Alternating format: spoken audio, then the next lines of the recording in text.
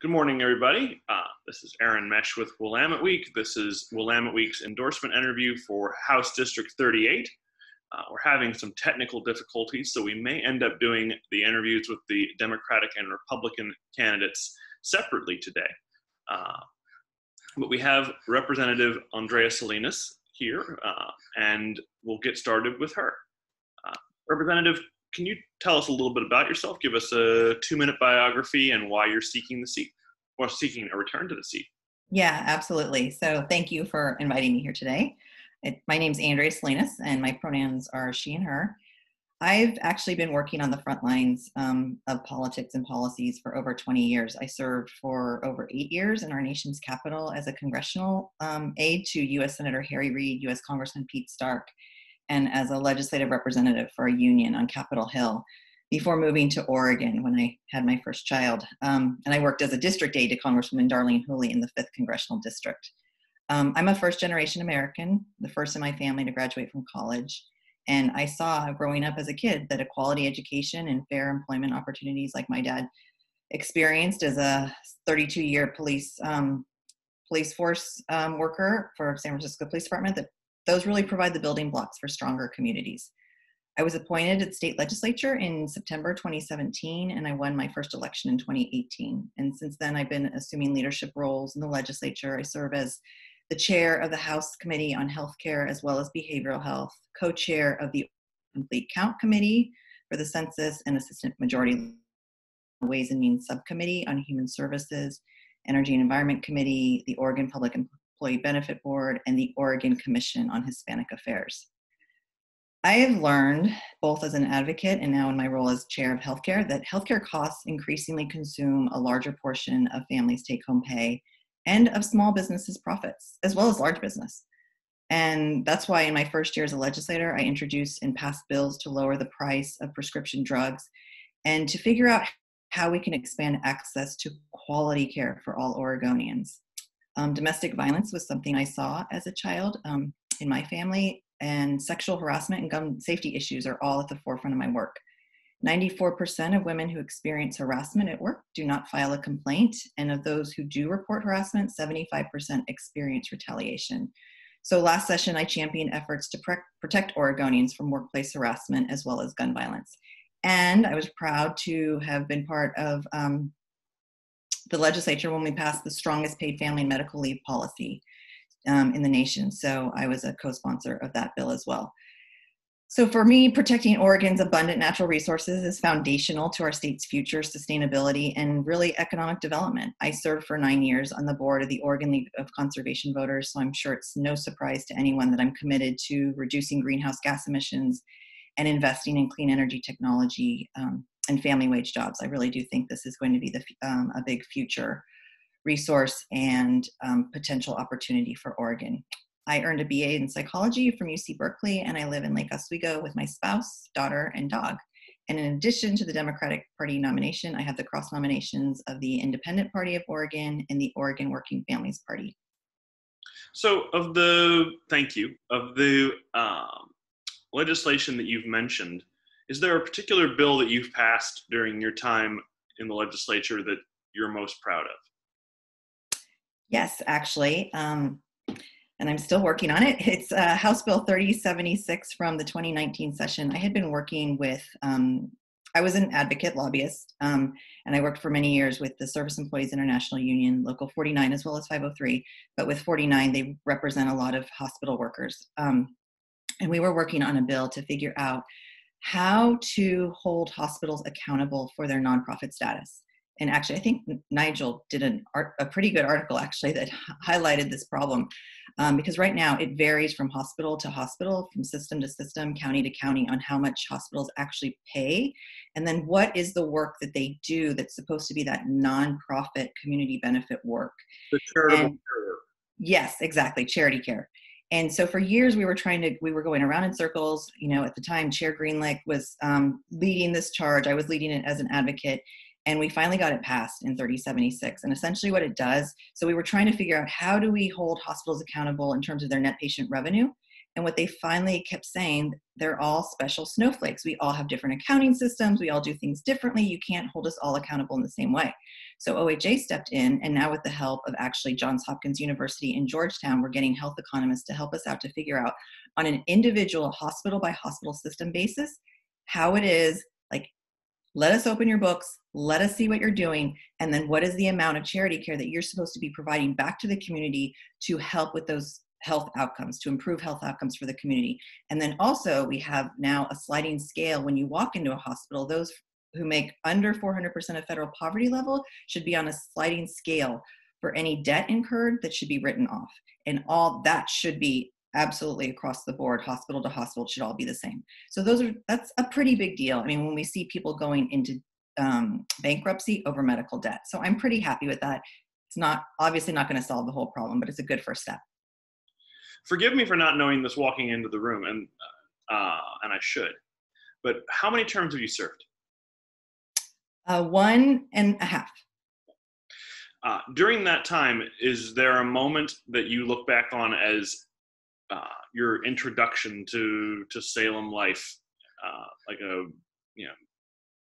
indoctrination, and that's the wrong word, but like a moment when you realize, oh, this is real?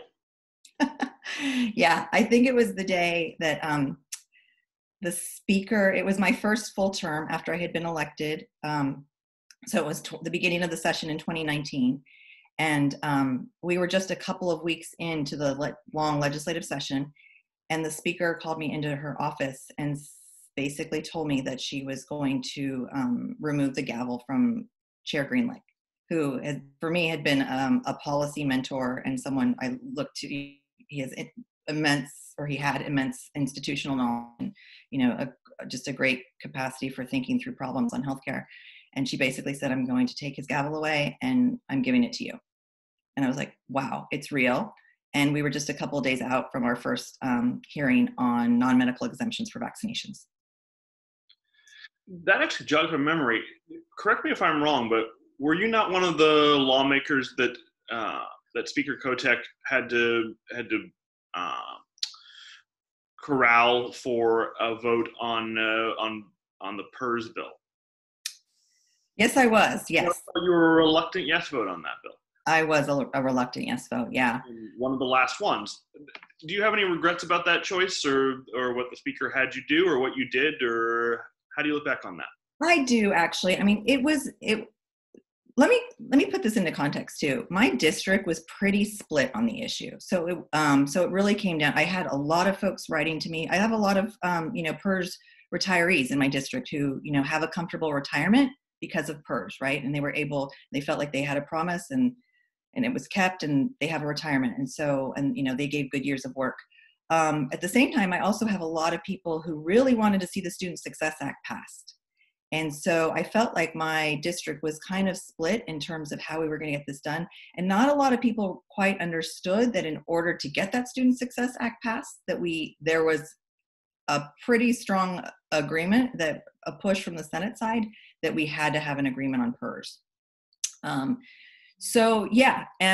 It was a big struggle for me. And I think at the end of the day, I had wished that there were different ways of going about reducing the PERS unfunded liability. There's no doubt that that's a problem. That is certainly a problem.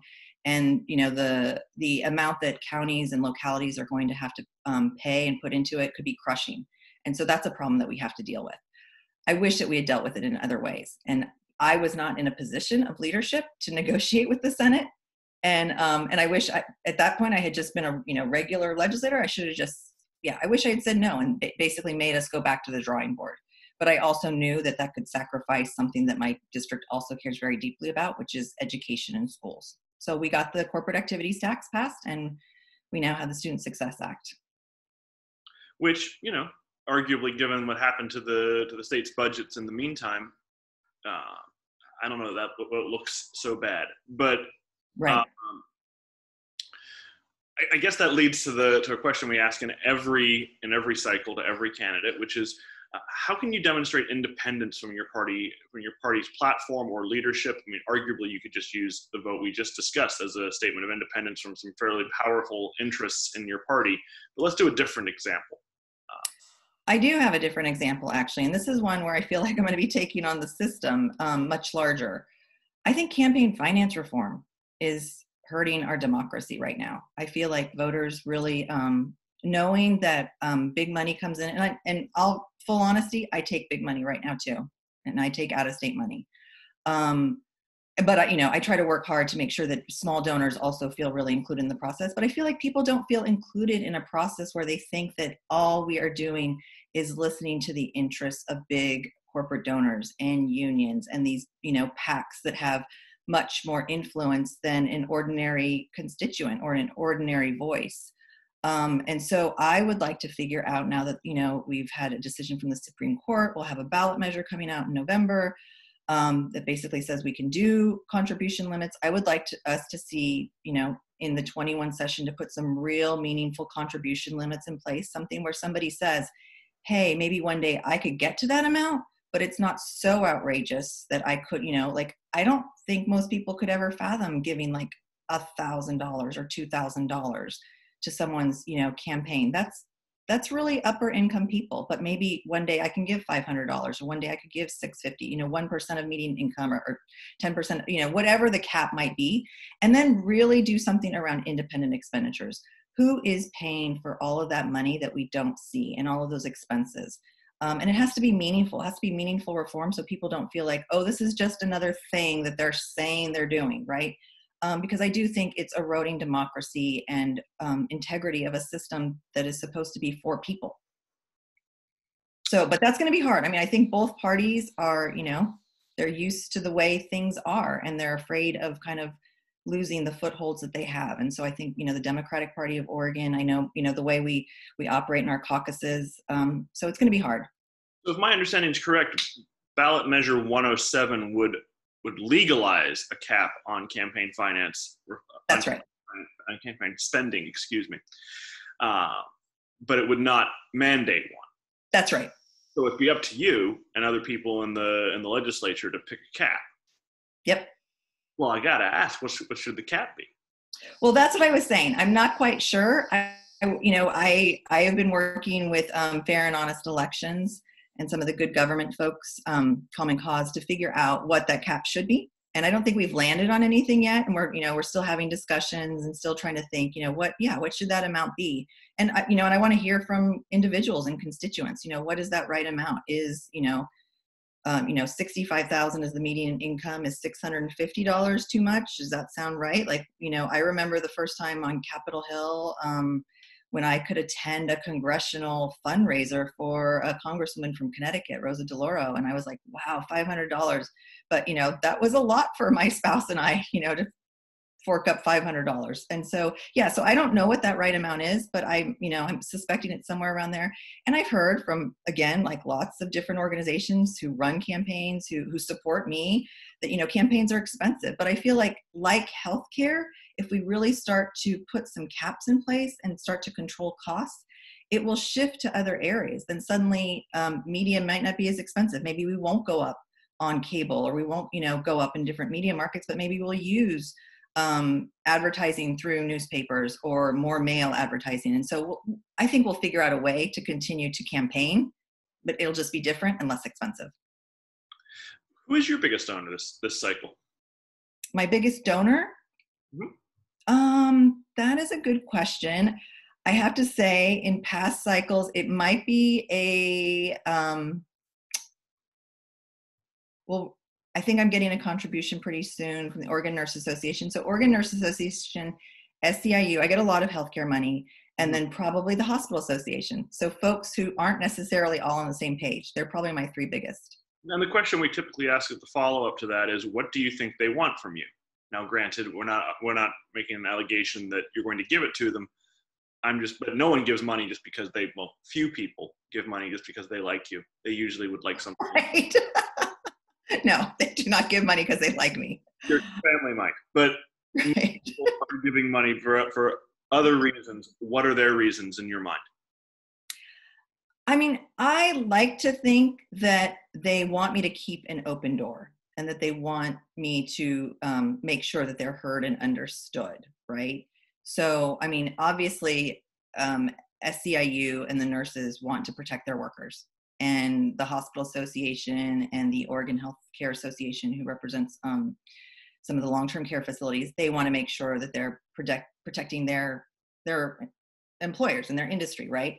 So I think both sides just want to make sure that they're getting a fair shake and being understood, and that their interests aren't hurt necessarily. So I think sometimes knowing kind of where my values are and my positions, I think the corporate interests want to make sure they're not hurt more than they need to be, or if they are going to be hurt, that I understand kind of how their operations work, so I can help implement, like I said about the hospital association, when we implemented the charity care thing, we couldn't go about it by net patient revenue because everybody accounts for their net patient revenue in so many different ways, and it was going to be, really difficult. So let's figure out a workaround to kind of get at the same thing and implement it in a different way. So what are the regulations that we're going to put in place? So I can work with people. I never have this assumption that I'm coming to the table with all the solutions, or that one side is completely right and the other side is completely wrong. I do believe that this is a tough job, and it takes a lot of dissecting problems and then trying to figure out creative solutions from both sides. So I think that's truly what both sides want, but clearly they all have their own interests. What's your top priority for the next session? My top priority is kind of the same thing that it has been since I got here, is really bringing down the cost of healthcare, but making sure that we include equity as we move forward. As we've seen with COVID, it was always there. Like we've had hearings on health disparities for women of color, especially Black women. The maternal mortality rate for Black women is really high. It's high in the U.S. Sorry to interrupt you. Your opponent has arrived. Oh, okay, great. I'm going to go ahead and admit him and apologize to him for the technical difficulties, and we'll try to get a little bit of a conversation in between the two of you. Sure. And thank you for understanding.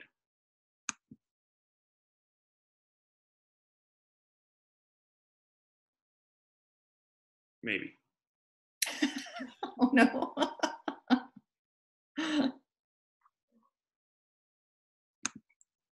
Here we go.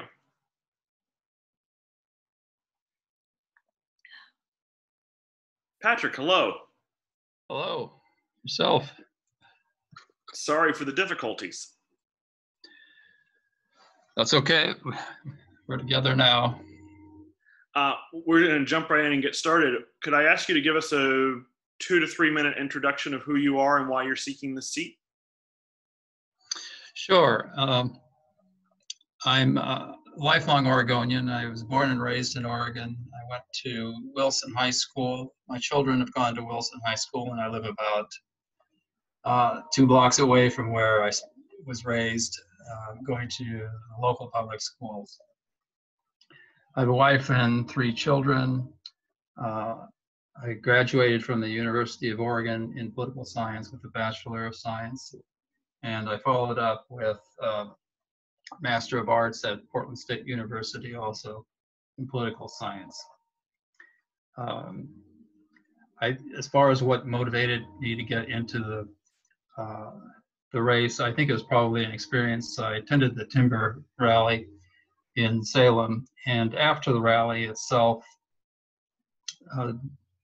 there was a legislative committee meeting in which testimony was taken.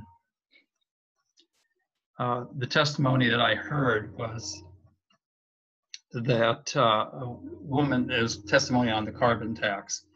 And what I heard was that a middle-aged woman and her husband had established a business. And the business itself had been a trucking business that they were highly invested in, not just financially, but emotionally. And her husband had been denied a CDL license because he had a thick neck, according to her. The thick neck was indicative of sleeping disorder. So they had no choice. They had to have an operation. They felt they had to have an operation. 10 days later, after the operation, the husband died of a blood clot. And the woman was testifying against the carbon tax because she was trying to continue the business.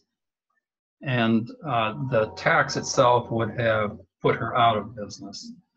So to me, that symbolized the pain of that family in losing their business. But at the same time, what it was also saying was that we were converting a tax-paying business and a tax-paying family business at that into dependence on the government and whatever charity that they could get, because they couldn't survive in a rural setting, which is what she was describing, without that kind of income and without the kind of support. So that moved me a great deal to think about what I could do to improve Oregon and make it a better place to live, better place for Oregonians to grow their families and maintain themselves, and not an expensive way, but just to live their lives in peace and with a measure of prosperity. I think government works against that, especially in the state of Oregon, which is not known as a business-friendly state. So that's part of what's motivated me to get into the election. There are many other issues, of course. Thank you. I'm going to, if I feel like I'm speeding along a little bit, I have a little bit of a deadline and we've had some technical difficulties. So I'm going to jump right into the next question for you, which is, why do you think you'd be an improvement over Representative Salinas? Well, for the reasons that I pretty much outlined, I would not support increased taxation. In fact, I would like to see some of the taxes, particularly the corporate activities tax, repealed. If I had a choice, that's the direction that I would go.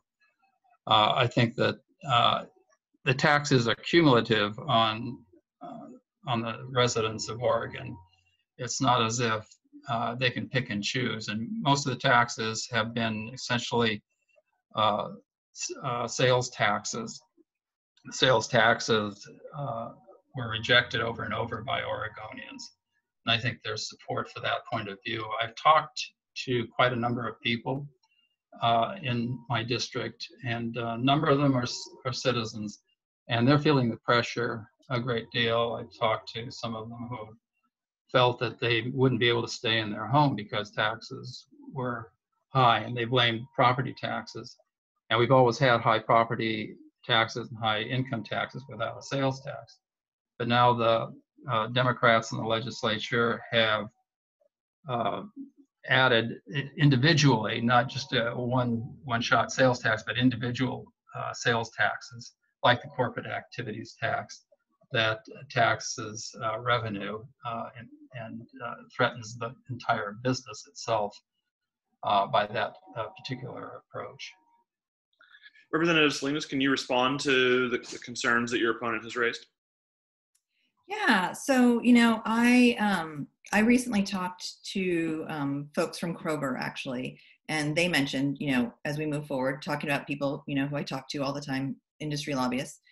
And, they mentioned, hey, looking forward, we're in a recession right now. It's really hard on us, putting a plug in for no new taxes. And I said, I don't know that I've thought about a lot, except, the beer and wine tax is kind of on the table, and we're thinking about using that for behavioral health investments. And I said, let's have a longer conversation about that. I said, but thank you for paying your corporate activities tax, because right now our schools really do need that revenue, and that's what it's going for. And I talked at the same day, I talked to Superintendent Guerrero and his folks, and the thing that they were saying is they're getting about a fourth of the revenue that was expected from that Student Success Act during this recession. So I think it was a needed tax, and I think it's going to a good cause. I think our schools have not been getting the investments that they have needed over the years, and we're still not quite there, but I think it's a good start. And we're still not there with the corporate activities tax.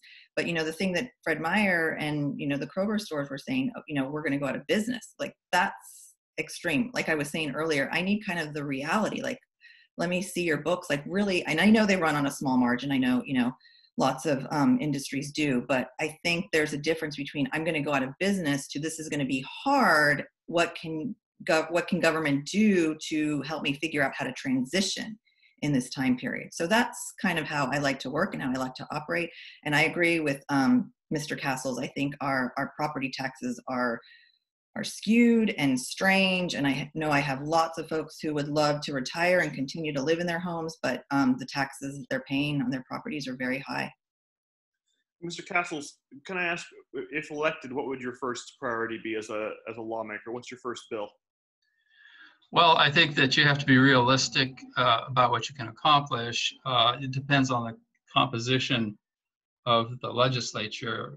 If there was a Republican majority, it would be a lot different than if there was less of a majority, if the Democrats were still running things in the legislature. I mean, there are so many ways that we could improve Oregon. I mean, all you have to do is look at the Children's Services Division. If we didn't get sued by children for their maltreatment, then we would have more money for other causes that would be just as good. And you can go through government as it exists now and find all kinds of advantages that aren't being taken advantage of right now by the current legislature. I think that the problem is that there's just an imbalanced view. I've talked to legislators, Republicans, who basically say they have practically no input into the way bills are constructed or the way that they are presented to the public. And I think in terms of my own start, it probably is not the most important issue, but because I believe in transparency and I believe in honest government, I think that the Treasurer's office and the Attorney General's office should not be hiring attorney firms, outside attorney firms that may receive contributions for their political campaigns. So I think that would probably be one of my focuses there. Also, I'm rather disturbed at the large amounts of money that have poured into the governor and to other candidates that, to me, influence decisions that are being made by the current legislature, including large amounts of money. For example, Avonmere, which is a nursing facilities operator, gave the governor $20,000. To me, that's rather disturbing, in that the governor is essentially the regulator through her executive authority with regard to that particular business. So I think integrity in government and transparency would be a good place for me to start there. I see your point there. Would you be looking for changes in the ethics laws? Well, I think by implication it would be a change in ethics, but basically I think that businesses or organizations should not be funneling money into the state with the expectation that they'll get something from it, including Avonmere, including government unions, which basically operate to prop up the Democrats in the legislature. I think that the amount of money that's being thrown into campaigns now is outrageous. The governor just gave $50,000 to Ms. Fagan for her campaign, and none of this is really helping the average person in Oregon. Letitia, you had a question for both candidates. Yeah, to introduce myself, I'm Letitia and I'm a reporter, but my question for both of you is, how would you grade law enforcement on their response to ongoing protests? And we can start with you, Andrea. Oh my goodness. So as I kind of mentioned in the beginning, I'm a daughter of a law enforcement officer. My dad worked in the San Francisco Police Department for 32 years. He worked undercover for a lot of it and worked some very difficult assignments. And my my sister, my mom, and I, we were threatened at times, right? We would have to move, we would have to change our phone numbers. If I wasn't home within my 5-minute time frame after school, the local police department would be there to make sure that we were okay. And so I know the sacrifices that our law enforcement put on the line for us.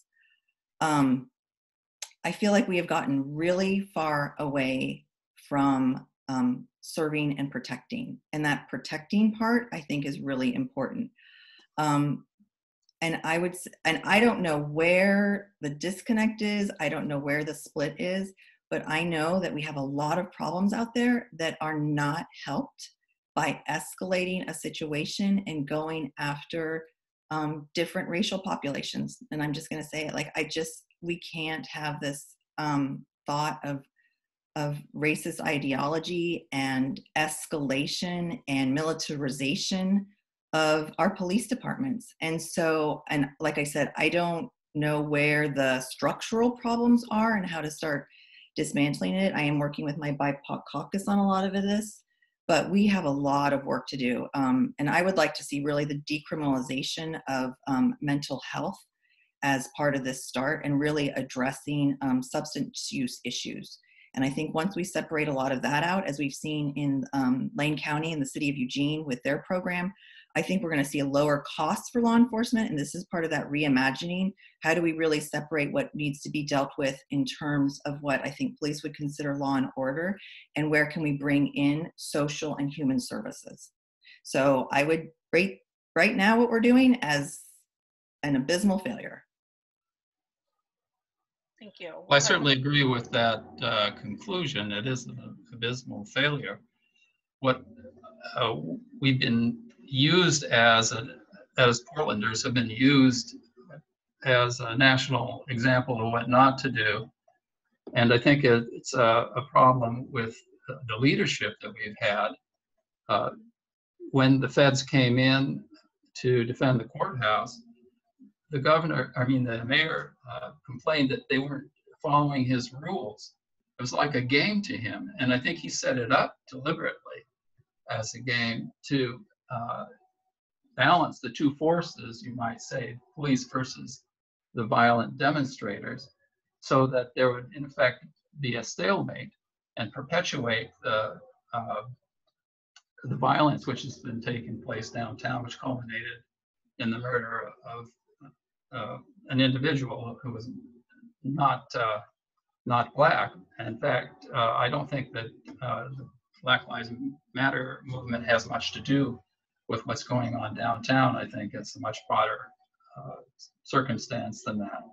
But the point is that I believe that the mayor set up a kind of a game in which the sides were pitted against each other, and in order to perpetuate the Black Lives Matter theme. And for whatever reason, he's running for office, of course, and I think he wants to identify with them and is wading into them. One point during the 100+ days that we've had this problem shows that he's trying to curry favor with both sides. And then he defunded a portion of the police department on top of that to meet one of their, or part of their demands. What's particularly disturbing to me is that one of the things that they defunded was the resource officers around the high schools and schools in Portland. So I happen to live near Hillsdale, and this is very personal to me because the library is about a block away from Wilson High School, where my children were going to school at the time. And I rode into Hillsdale on a bus, and I counted literally 20 police cars surrounding this block where the library is today. And I couldn't see actually one street because the buildings were blocking. But I counted 20 police cars, and I found out that what had happened is that 2 students had reported that a blue van and a man in a blue van had been following them and asking if he could give them a ride. And so they had reported this back to the resource officer, Officer Romero, of the Wilson High School. Well, he didn't just file a report and forget about it. He went out and investigated. To his credit, he went to the library, found the owner of the blue van, which was parked outside. He went to check the van because he had a partial license plate on it. Officer Romero then realized that it was the van. He turned around and he saw that the person who was the driver of the van was walking away from him down the sidewalk. Officer Romero followed him and caught up with him about a block and a half away. And Officer Romero apparently had his gun out. I'm assuming this. These details are not made public as far as I know. But he told the suspect to get his hand out of his pocket. Well, he did, and he had a gun in his hand. They both apparently shot almost simultaneously. The suspect was killed by 3 shots from Officer Romero. Officer Romero received a wound in his own arm from a shot by the suspect. So he put his life on the line right there,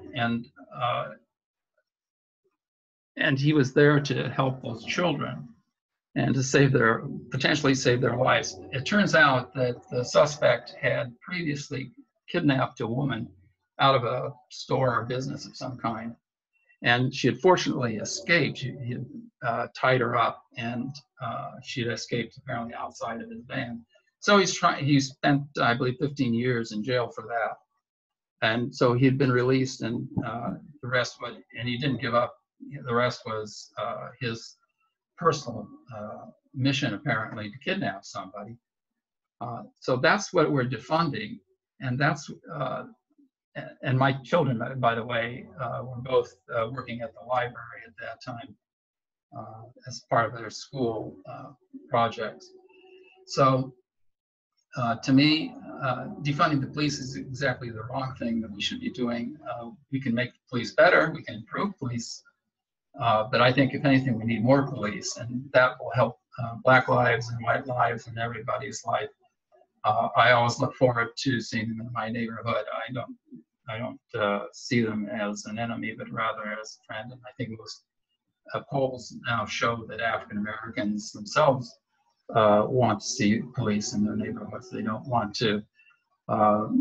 They don't want to feel that their lives are on the line just by stepping on the sidewalk outside their stoop or their porch. All right. We're running out of time, so I'm going to ask each candidate to ask the other candidate a question if you like. So, Patrick, we'll start with you if you'd like to ask Representative Salinas a question.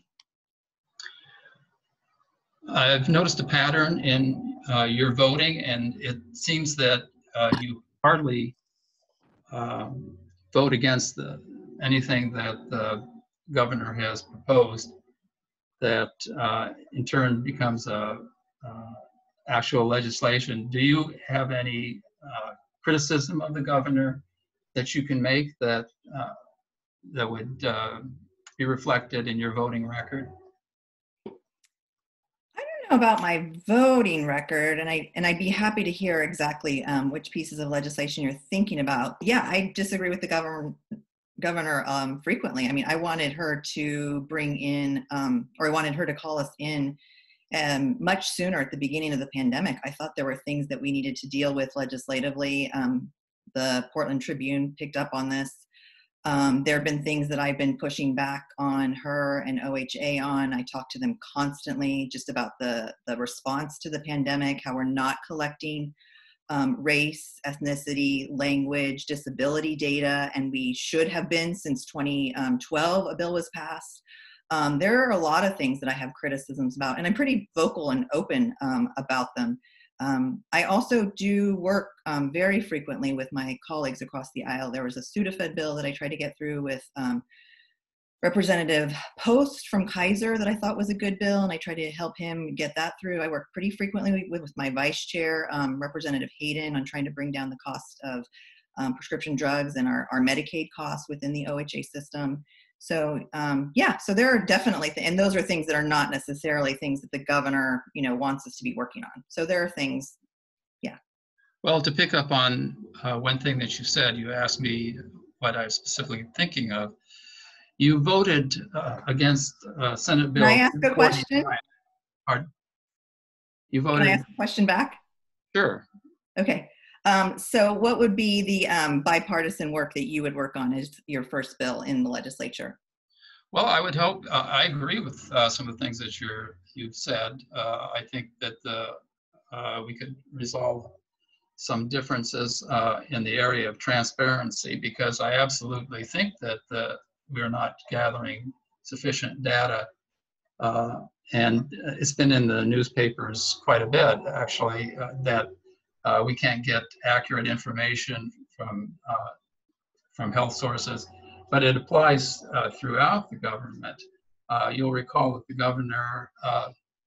governor's assistant went to Ginger McCall and said, well, you're not going to oppose the governor's agenda, are you? And she resigned over that kind of pressure, because it was the one area in the entire Oregon government where it should have been a bipartisan, nonpartisan approach to our integrity among our legislators, and that's not what was happening there. So as someone who's not inside, I don't know what's going on inside all the time. But just to pick up on what I was trying to say before, you voted on House Bill SB 1049. You voted against it before you voted for it, and you had to be called into right during the vote to the Speaker's office, and she had a talk with you and Representative Greenling, and you came out and changed your vote.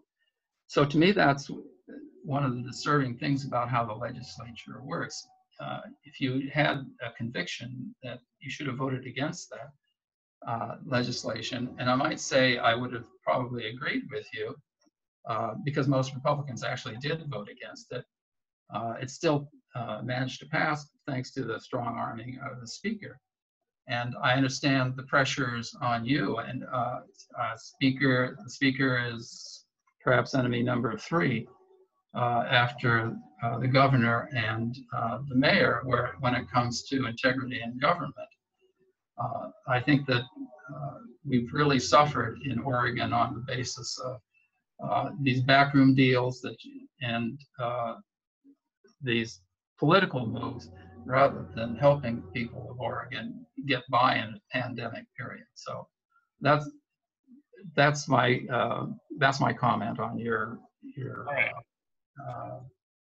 record. Got it. We are out of time, and I'm going to ask one last question to each of you, and Patrick, will start with you. It's a question we're asking every candidate in this cycle, and it is, what's the most awkward moment you've had so far on a Zoom call?